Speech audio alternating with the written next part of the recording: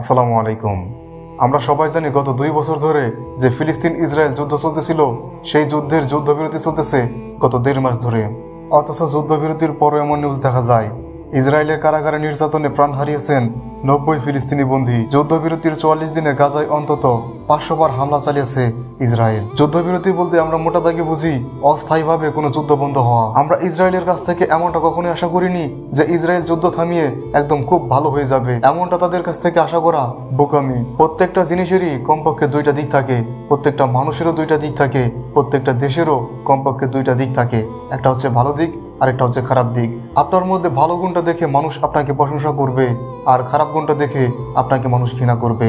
ঠিক তেমনি ফিলিস্তিন আর ইসরায়েলকে যদি 2 প্রান্তে দাঁড় করি, তাহলে ফিলিস্তিনকে রাখতে হবে ভালো প্রান্তে, আর খারাপ প্রান্তে রাখতে হবে ইসরায়েলকে। গত কয়েক দশকের সবচেয়ে বেশি নির্লজ্জতা, অসভ্যতা আর বর্বরতার পরিচয় দিয়েছে ইসরায়েল। তাদেরকে যেন কেউ থামাতে পারছে না। আর ওইদিকে তো আমেরিকা আছেই। বর্বর ইসরায়েল যুদ্ধবিরতি অমান্য করে প্রতিদিনই গুলিবর্ষণ করছে, ফিলিস্তিনি মানুষকে নিহত করছে। তারা আটক, গ্রেপ্তার, গুলিবর্ষণ, আকাশ থেকে হামলা সবকিছুই করছে। তারা আমাদের সামনে যা দেখায় সবই মিথ্যা, সবই ধোঁকা, সবই প্রতারণা। আপনি বলতে পারবেন এই বর্বর ইসরায়েল এই ফিলিস্তিনের উপর এত সুন্দর করে আরাম করে কিভাবে প্রত্যেকটা দিনই কিভাবে আক্রমণ করে? এটির অন্যতম একটি প্রধান উত্তর হচ্ছে তারা আমাদের সহজেই ধোঁকা দিতে পারে।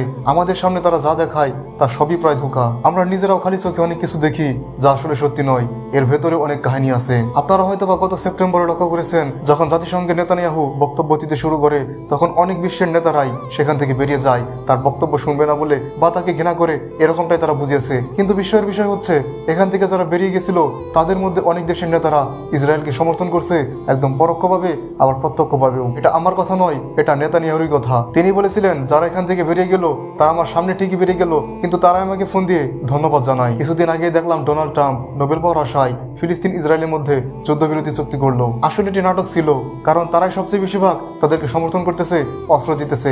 আর আমাদের প্রতিবেশী দেশ তারা তো আছেই। আর যে আমেরিকা যুদ্ধবিরতি করায়, ঠিক তারাই যুদ্ধ আবার লাগিয়ে দেয়। এভাবেই তারা আমাদেরকে ধোঁকা দিয়ে যাচ্ছে। আর আমরা ট্রেন্ড অনুসারে যখন শুধু ফিলিস্তিনের কথা মাঝে মাঝে উঠে বেশি করে, তখন আমরা এগুলি নিয়ে কথা বলতে থাকি, অন্য সময় কথা বলতে থাকি না। অথচ গত 2 বছরের বেশি সময় ধরে এই ইসরায়েল আমাদের ভাইদের উপর আক্রমণ করতেছে, আর আমরা তাদের পণ্য বয়কট করতে পারি না। আমরা অনেকেই আছি যারা কিনা ইসরায়েলি পণ্য বয়কটের নামে আমরা ইসরায়েলি পণ্যকে প্রমোট করতেছি, আমরা সেগুলো আরো বেশি করে কিনতেছি। তারা আমাদের ভাইদের উপর এমন কোন আক্রমণ আছে যেটি করেনি? ফিলিস্তিনি এক শিশু 12 কিলোমিটার হেঁটে ত্রাণ নিতে আসে। খাবার পেয়ে তিনি ত্রাণকর্মীকে চুমু দিয়েছিলেন। সেখানে ইসরায়েল গুলি চালাতে থাকে। গুলি চালাতে দেখে সেই ছোট্ট শিশুটি দৌড়াতে থাকে। দৌড়ালেও তার শেষ রক্ষা হয়নি।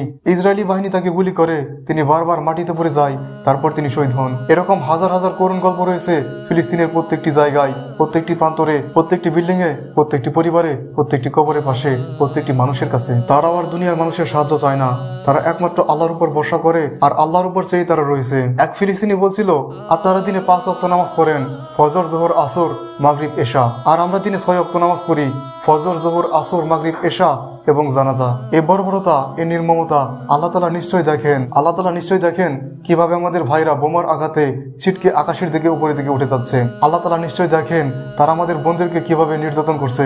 আল্লাহ তাআলা নিশ্চয় দেখেন কিভাবে একটা নিরপরাধ মানুষকে 20টি বুলেট দিয়ে নিহত করছে। আল্লাহ তাআলা নিশ্চয় দেখেন ফিলিস্তিনি বাচ্চাদের লাশের স্তূপ। আল্লাহ তাআলা নিশ্চয় শুনেন ফিলিস্তিনিদের আর্তনাদ, গোটা বিশ্বের মুসলিমদের আর্তনাদ। আল্লাহ তাআলা সূরা রহমানে বলেছেন, পৃথিবীতে কিংবা আসমানে কোনো কিছুই আমার নিকট গোপন নয়। আল্লাহ তাআলা আরো বলেছেন, মানুষের বারবার আকাশের দিকে তাকানো আমি নিশ্চয়ই লক্ষ্য করি।